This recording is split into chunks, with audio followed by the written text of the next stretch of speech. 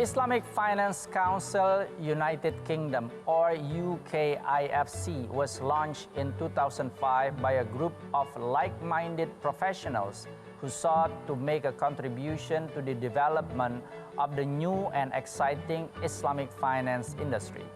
Priority of the UKIFC was to support the expansion of the UK consumer retail market, where the existing infrastructure was not considered adequate for the Muslim minority population. The UKIFC has a growing reputation for developing and delivering innovative projects and initiatives within the Islamic and ethical finance sectors. Assalamualaikum warahmatullahi wabarakatuh. You are back on Sharia Economic Talk, of course, with me, Gunawan Yasni. In this episode, we will discuss about Sharia finance as ethical finance initiative. Joining us now, board member and managing director of United Kingdom Islamic Finance Council and co-founder of the Global Ethical Finance Initiative, my brother Omar Sheikh. Assalamualaikum warahmatullahi wabarakatuh, brother Omar Sheikh. Waalaikumsalam warahmatullahi wabarakatuh, Sheikh Gunawan. How are you in UK, brother? Well, we're all locked down in the UK right now, so we're enjoying the time to reflect and have a period of the best we can manage in the current circumstances, but alhamdulillah, we're all well. Hopefully everything globally will be okay and we will be able to see each other again in person, because I haven't seen you for like many years now.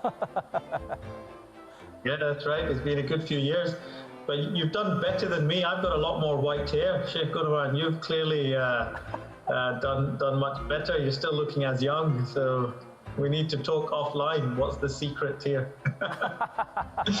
Okay, we are not going to talk about that in this episode. We are going to talk about Sharia finance as ethical finance initiative.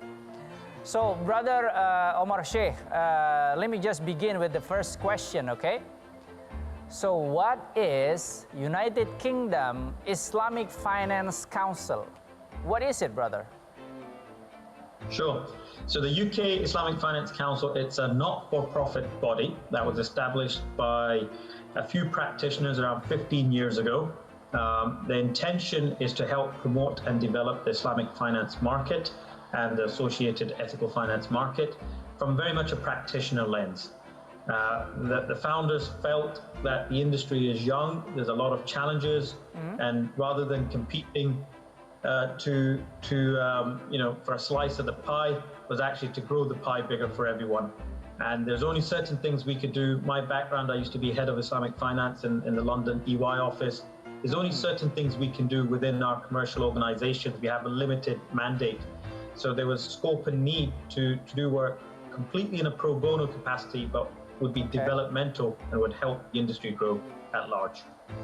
So you said something about being accountant. So you are an accountant and you are also in the Islamic Finance Council of the United Kingdom. How can you relate to that? I mean, Islamic Finance Council and you are also an accountant. Sure.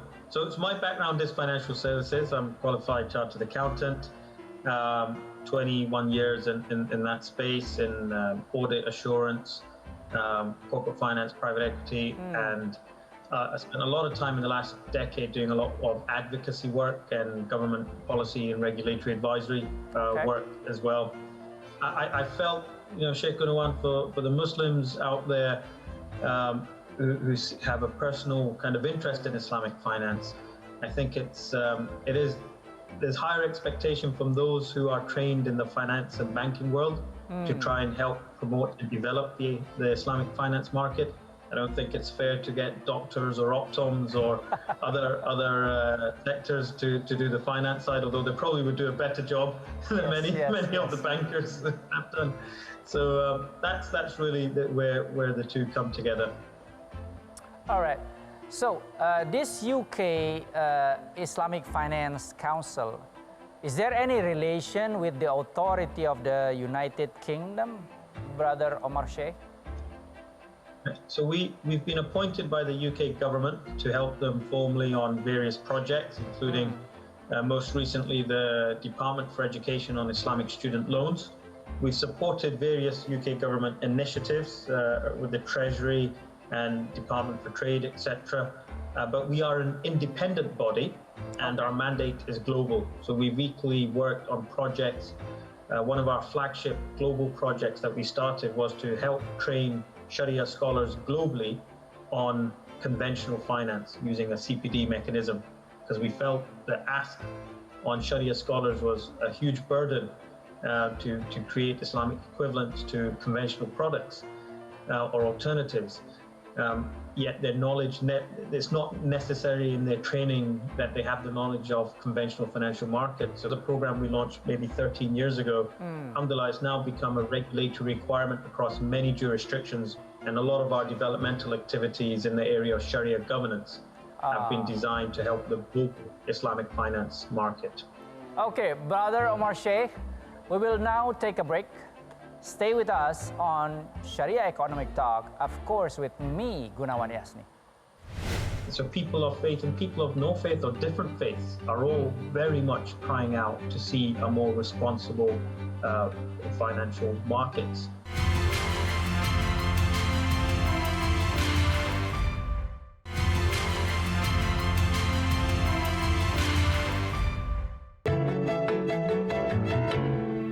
You are still on Sharia Economic Talk with me, Gunawan Yasni. Let's continue our discussion with Brother Omar Sheikh. So, Brother Omar Sheikh, what is ethical finance? I mean, is this some kind of a new thing, ethical finance? Because we are all, financial practitioners. Is there any such thing as ethical finance, brother? So it's a very good question, and for me, the way I describe it at essence is conventional finance, but with this additional component of a sensitivity towards social and non-financial parameters. Okay. That's how I would personally describe it. There's many terms in the industry now, from responsible banking, sustainable finance, ethical finance, yada yada, and it's really a taxonomy, alphabet spaghetti going on in this space globally. But fundamentally, it comes down to me, those components. It's not charitable work. It is finance, commercial finance, but one which has a higher degree of sensitivity towards factors beyond just merely profit maximization. So that is so ethical then, not just profit maximization. That's I will quote on that. Okay. So talking about ethical finance, then how to quantify such quality of ethics in finance then, brother? Very good question. So traditionally, the term ethical finance we've seen has been used somewhat with an underpinning of a moral framework behind it. And in the UK, at least, we've seen over the last 200 years, this has been very much led by the faith traditions, be it the Methodists, the Quakers, or others. So that's the kind of context specifically somewhere where often the word ethical finance sits within. More modern terms that we're seeing, or terminologies that's more recent times, is like ESG, environmental, social and governance, sustainable, responsible, etc. And we've seen just an absolute, boom in this space in conventional financial markets, particularly since the global financial crisis in 2008, where stakeholders, challenged the form of conventional banking that we had. So the head of the FSA, Lord Turner, in the UK, said much of banking is socially useless. Words to that effect. So that's what the context of ethical finance and responsible finance is. Where do these views come from? What are the ontological or the moral basis for these? So yes, as I mentioned, we've had faith groups who've been actively involved, but also now we're seeing global, agnostic, kind of secular frameworks and initiatives as well. So people of faith and people of no faith or different faiths are all very much crying out to see a more responsible financial markets, both for the reason I've mentioned in the financial crisis, but also now we have a lot more transparency and choice through the evolution of the markets, through fintech, etc. And I think the expectations of millennials and others is a lot higher than previous generations. Frameworks include, along with faith groups traditionally, we're seeing modern frameworks like the United Nations coming out with the Sustainable Development Goals, or we have different standards which come out periodically. Sometimes they're specific, like stewardship standards and so on, which are just fundamentally about good governance. So we've now had more recently, 14, 15 years ago, we had the Principles of Responsible Investing by UNEP-FI. Yes. We've had the Principles of Responsible Banking just come out 18 months ago. So these are examples of where the definition of what ethical is really arises from. All right. So I would say that ethical finance is not just in Islam. I mean, it is a religious thing, but it can be also coming from just a mere community, not just an Islamic community, not just a Muslim community, but it can be from any community who are feeling responsible with, the nature, of course, the planet. We live in the same planet. So this is all about ethical finance, I guess. So there is no boundaries of religiousness in ethical finance. The ban on riba is actually Abrahamic. The interest was banned from the time of Prophet Isa for the first 3 centuries.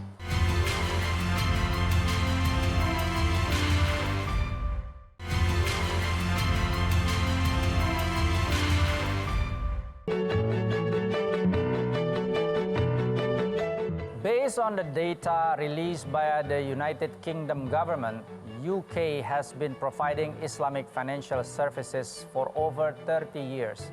And government policy over the last decade has created a fiscal and regulatory framework that encourages the growth of Islamic finance.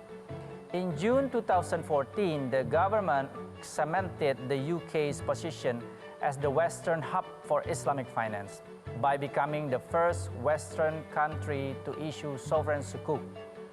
200 million pounds sterling of sukuk, maturing on 22nd of July 2019, were sold to investors based both in the UK and in the major hubs for Islamic finance around the world. You are still on Sharia Economic Talk with Gunawan Yasni. We are still talking about Sharia finance as ethical finance initiative with my brother Omar Sheikh. So, Brother Omar Sheikh, responsible finance, ethical finance. So what is the relation between Sharia finance and ethical finance then? Because we just conclude in the last segment that ethical finance is no boundaries in religions and things. But is there any relation between Sharia finance and ethical finance, brother? Sure. So the world of ethical finance, I see it as a more broader universe. Within that, there is a subset of faith-based finance. And you're absolutely right, Sheikh Gurwan. These are universal principles. They're not the exclusive privilege of any faith group. It can apply equally, and Islamic finance should appeal equally to people of different faiths and of no faith. Why? Because the financing seeks a social justice. It's done in a responsible manner and done in a manner which does not destroy the planet and the ecosystem in which we live. Too often, Muslims take Islamic finance and they think that this is a product for them and about them, and that's that. Well, no, the ban on riba. Yes. This might startle people, but the ban on riba, we take one of the key principles. The ban on riba is actually Abrahamic. that interest was banned from the time of Prophet Isa for the first 3 centuries. Completely banned interest, not usury. So even 1% interest was completely banned in the Christian church and the Christian tradition. And over the course of 300 years, following the theologians and the debates, they began to allow exceptions, and then interest crept back in during the Franciscan period and so on. So this ban on interest, as Sheikh Salih Kamal, who's passed away now, give him a high place in Jannah, one of the founders of one of the leading Islamic banking groups globally, mentioned once at an international conference that we should have called it Abrahamic finance, not Islamic finance. So first thing is, what we are doing is a continuation of, and we know so many points in our Sharia are a continuation of the Abrahamic tradition, firstly. That's number one. Number two, of course, Islamic finance came out with principles many years later to refine, to lock down, to keep it highly regulated. And indeed, if you discuss with the other faith groups and people of no faith, they all share this same desire. And if you take maqasid of Sharia and the principles as Imam Shatibi has written, they're absolutely very much aligned with many of the global goals from Sustainable Development Goals or Millennium Development Goals and so on. Yes, there are certain things there which we disagree on. I accept that, certain definitions within the SDGs around family and so on and so forth. But the vast majority are things we can work together on. And that's where you have two things to note. One is, as a Muslim community, to realize you're part of humanity, a broader humanity, and to work together with your neighbors and people of different faiths and of no faith. And secondly, as a commercial businessman, you will realize if you can make a product that appeals to the whole market, you're going to have a bigger economic opportunity than one exclusively to a small market. Wow. Abrahamic finance then. Because Sharia, I think the word Sharia was found long before Islam came through Prophet Muhammad sallallahu alaihi wasallam. All right then, brother, as co-founder of the Global Ethical Finance Initiative, what particular thing that you try to do to the global community? Sure. So around 7 years ago, whilst we have done a lot of work in Islamic finance to bridge across from Islamic to conventional in the way I described, I just fundamentally realized that approach has limitations. So 7 years ago, I invested heavily and moved into the mainstream ethical finance world. And there was a lot of experience from the Islamic finance world which helped in shaping that journey and informing the sector, because I started to realize that, well, actually, mainstream conventional ethical finance, be it climate finance like green bonds or other components like ethical equities, global equities, they're now beginning to have the exact same challenge that Islamic finance has been dealing with over the last 2 decades, because it is a relatively contemporary phenomena, Islamic finance.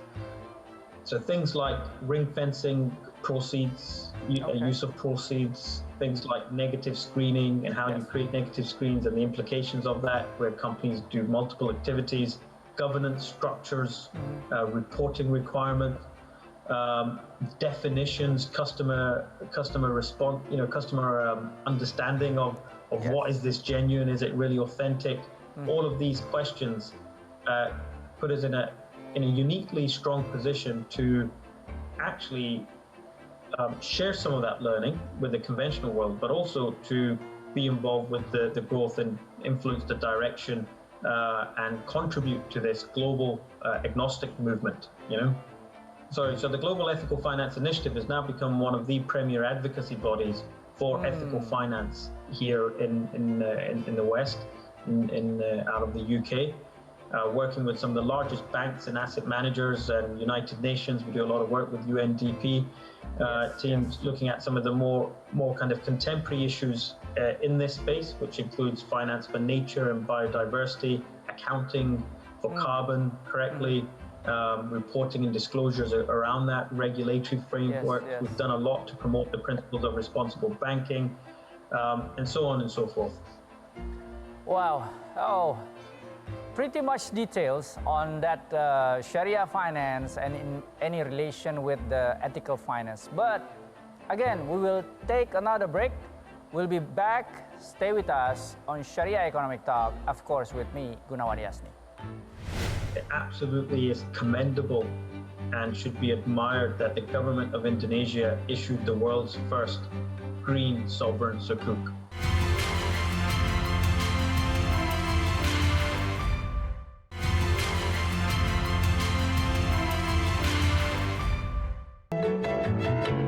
You are still on Sharia Economic Talk with Gunawan Yasni.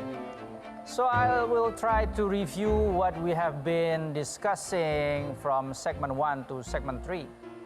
I think we talk about responsible finance, of course, and responsible finance is not just in Islamic finance, but it can be coming from any community, even the global community. And of course, it has many names like responsible banking, responsible finance, sustainable development, growth, and everything else. But the main thing is there is a particular relation between Sharia finance and, of course, ethical finance. So my next question would be, how do you see the relation in Sharia finance and ethical finance in green framework of government sukuk of Indonesia, brother? This is very detailed, I guess. But first of all, I think absolutely is commendable and should be admired that the government of Indonesia issued the world's first green sovereign sukuk. Yeah. And this is really important to understand because of the context. Islamic finance has grown a lot in the last 20, 30 years. The Sharia principles and Maqasid Sharia principles demonstrate that it can and should be at the forefront of sustainable ethical finance. However, we have not seen Islamic banking as an industry lead the global markets in green finance or in impact investing or in checking our sustainable supply chains. So for example, you can invest in an Islamic, you can have your savings or your pension in an Islamic equity fund. And that fund will screen out on financial ratios and industrial ratios, certain sectors. But what if the company is halal, but the company's business practices could have child labor, it could be deforestation, all of these factors. Islamic finance as an industry has not actually looked at into in depth, nor has it led the global markets, which is why, Sheikh Gunawan, I got involved with the work at the Global Ethical Finance Initiative, and is why the work that the Indonesian government has done to create the world's first sovereign green sukuk is extremely important and extremely commendable. It is the tipping point of where Islamic finance as an industry can now begin to move on. And I often give the analogy of halal and tayyib. It can be halal, but it's not necessarily tayyib, as we know is mentioned in Quran several times. Tayyib is a higher degree. It's halal plus. So not only are we not investing in negative sectors, our financial ratios, our exposure to leverage is correct, is not haram, but we also check the nature of the business as well in terms of its business practices, its impact on the natural environment. Are you polluting a river? Are you causing deforestation to plant for palm oil and so on and so forth? So this is where instruments and effort to be pioneering, which is never easy, it's costly, it takes a lot of effort. And that's why I really commend the UNDP and Indonesian government to have taken that effort to create a green sukuk. And it's not just a funny, small fad green sukuk, no. There's a lot of very big importance underpinning this. It's a direction of travel that the Islamic finance industry has an opportunity now to take going forward. Well, I love your concept that tayyib is like higher level of halal, and it is in accordance to the green framework that Indonesian government issue the sukuk, sovereign sukuk based on. So my next question would be, do you think that this green framework can be the main practical thing for the global ethical finance initiative, brother? Yeah. So I think it can be a major component, absolutely, but the Sustainable Development Goals are beyond green. So yes, we need to now start looking at the green considerations, and that framework that they've used working together with Cicero and others is for bonds, is for sukuk. But what about Islamic lending? What about Islamic, you know, the other spaces? So for example, in the UK, Barclays Bank have a green mortgage. Can we start having now green home purchase plans from Islamic banks? Other forms of business lending and asset financing that we have, we need to look into to that side as well. But then also on the equities side, we need to start reporting the carbon footprint of the Islamic funds that we're invested in. We need to start reporting against our impact against the SDGs, you know, in terms of how we're performing against the SDGs, which the country of Indonesia has identified as the priority ones for the country. So I think there's a component here which is both green, absolutely, but that now needs to go across other asset classes and other parts of the financial system.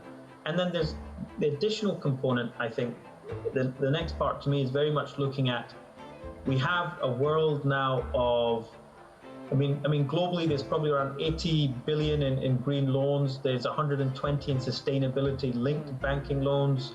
Green bonds is now over a 3 trillion market. But there's other spaces like impact investing, which is now, I think, probably close to 800 billion plus, where you intentionally invest for profit and for social impact alongside that. So this is beyond the green component, beyond the climate component. And I think there's a great opportunity for Indonesia to continue that leadership and demonstrate impact, Islamic impact sukuk.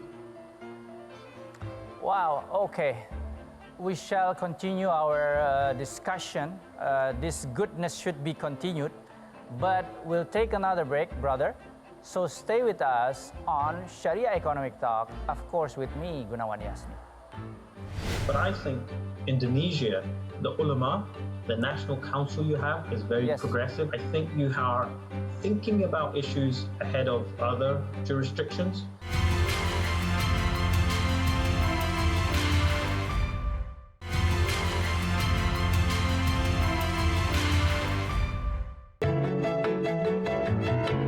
You are still on Sharia Economic Talk with Gunawan Yasni. This is the last segment. So, still with Brother Omar Sheikh from United Kingdom. Brother, is there any chance that world will follow Indonesia's green framework in issuing sukuk and maybe in issuing other, financial products? Absolutely, there is. We know that Majid Al Futtaim Group has issued the world's first corporate green sukuk. The Islamic Development Bank issued their seminal green sukuk as well. So, and a number of others across Malaysia and other jurisdictions have been issuing green sukuk. So definitely. But one thing I would point out is the UK government has never issued a green conventional bond, let alone a green sukuk.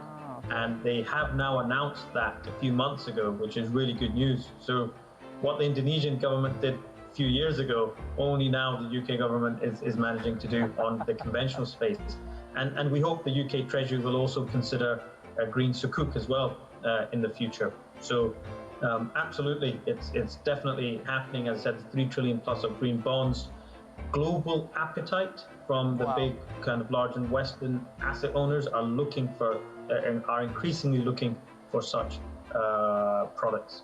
So it's a great opportunity. The more green bonds and sukuk that Indonesia can issue, that they will increasingly be attractive to global international liquidity pools as well. Alhamdulillah. I'm going to ask you probably the last question on this segment. So, Brother Omar Sheikh, what United Kingdom Islamic Finance Council would advise for Indonesia to become one of the centers of the Sharia economics and finance of the world? Wow, big question. I would, two things. First of all, we've been appointed to advise various centers, global governments on their Islamic finance strategy, and they often ask the exact same question. Two things I would say. Number one is first and foremostly, create a conducive regulatory environment for Islamic finance, number one. And don't forget your domestic, and actually a lot of credit to Indonesia, you've got a strong focus on this, you know, it is actually to ensure that your domestic markets are fully met. Yes, you know? yes. So that's the first thing, and I think Indonesia is actually a great example of that with the retail sukuk issuances and so on. Number two, I think what you've indicated through the green sukuk specifically is vision, courage, and some leadership. And I would strongly recommend that you, because everyone needs to have a differentiated play. We can't all be the same. So someone is good at this, someone is good at this, another center is good at that. Yes. Let's all work together and complement one another. But I think Indonesia, the ulama, the national council you have is very progressive. And I remember getting a copy of the Green Fatwa book many years ago when I visited Jakarta. And I think you are progressive. I think you are thinking about issues ahead of other jurisdictions. If you can take the leadership as the Sharia scholars and the ulama to share with the world your experience about thinking about some of these issues and encourage adaptations and enhancements in the Sharia standards run through IOFI or through other international bodies, multilateral bodies, which widen the scope of Sharia scholars to begin to consider some of these additional factors, you know? So it's not whether the structure is a jara or a murabaha based structure or but actually let's go a bit beyond that. What is the implications on society and the planet of the financing that's being raised in a Sharia compliant structure? But what are the implications in let's make sure there's no negatives there, or we put something in place. So I think you can definitely share with the world your thinking and encourage the global Islamic finance market to change and improve and enhance their reflections on some of these areas. That's number one. And number two, definitely on the green sukuk side, I think, again, there's more instruments there. You can make a global green sukuk yield curve. You can enhance that into green loans, green Islamic loans. And you can also potentially just go ahead to, I know you've got waqf-based, I believe, sukuk and so on. I think you can also go ahead to other impact investing side as well of that at a sovereign level. And try to crowd in, I don't always think it works as easily as that, but if you can crowd in the local corporates and the local financial institutions as well to follow the government's lead, I think that's good. But even if the government is giving a message, not just domestically, but to the international markets, that leadership in itself is very, very important. So they're two of the areas I think which I could see would be my advice, where Indonesia demonstrates a differentiated strength and something the world is lacking, and you can definitely come forward to fill that gap. Wow. All right, thank you very much, Brother Omar Sheikh. Well, I should, have some conclusion on our discussion. Okay, let me just conclude that Sharia finance, I think, is the heart of ethical finance, because, as you said, that ethical finance, there is no boundaries between community, religious communities. So ethical is about the planet, about the earth that we live in. We have to take care of it. So the heart is Sharia. And Alhamdulillah, Indonesian government with the green framework, sukuk, has been the leading of doing things in Sharia ways, of course, in ethical ways.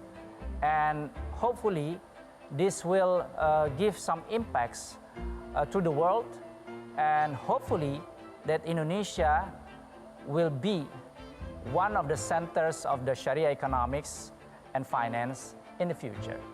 So that was my conclusion. That was my discussion in this episode Hopefully, it was insightful and informative to spur Indonesia's spirit in becoming the beacon for the world's Sharia economics and finance in the future. Hope you look forward to our next episode of Sharia Economic Talk, of course with me, Gunawan Yasni, with prominent guests from Indonesia and abroad. I, Gunawan Yasni, and the entire crew would like to say thank you very much for your attention. Goodbye. Assalamualaikum warahmatullahi wabarakatuh. Thank you very much, Brother Omar Sheikh from United Kingdom Islamic Finance Council. Thank you very much, brother. Most welcome. Assalamualaikum.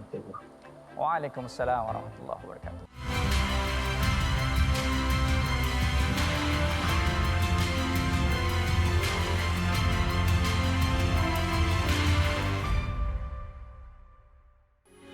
Metro TV